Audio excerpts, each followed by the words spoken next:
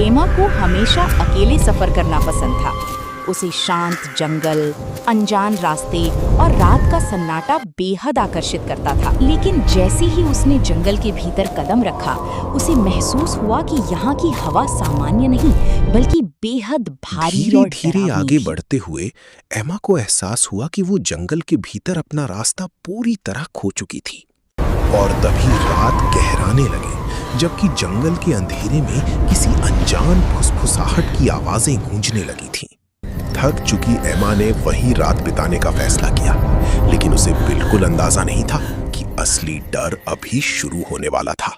फिर जैसे ही आधी रात हुई, पूरा जंगल अचानक जाग उठा, मानो सदियों से किसी नए शिकार का इंतजार कर रहा हो। उसी दौरान जमीन के नीचे कुछ डरावना हिलने लगा और पेड़ों की जड़ें धीरे-धीरे एमा की तरफ बढ़ने लगी। अचानक तंबू जोर-जोर से हिलने लगा और आंख खुलते ही एमा ने अपने चारों ओर रेंगती हुई जड़ों को देखा। अब तक एमा समझ चुकी थी कि वो जंगल साधारण नहीं, बल्कि एक जीवित, बहुत खूनी शिकारी बन चुका था।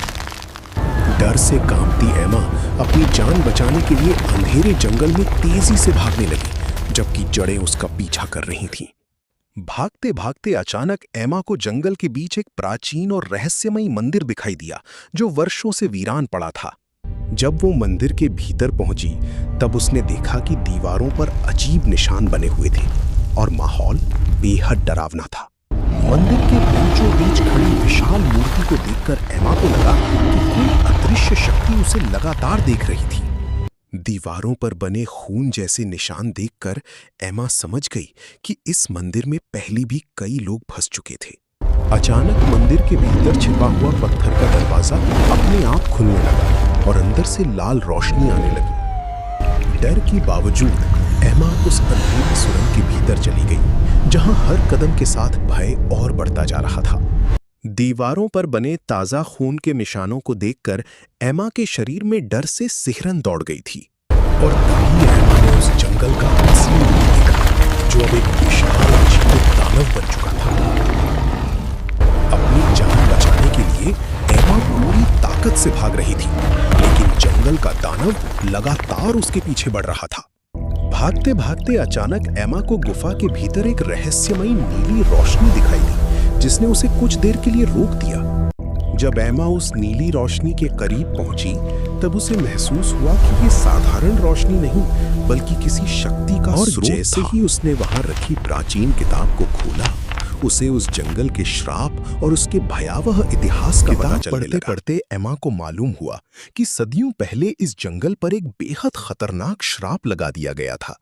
इसके साथ ही एमा समझ चुकी थी कि उस जंगल का दानव इन्हीं जादुई जड़ों से अपनी सारी शक्तियां हासिल कर रहा था।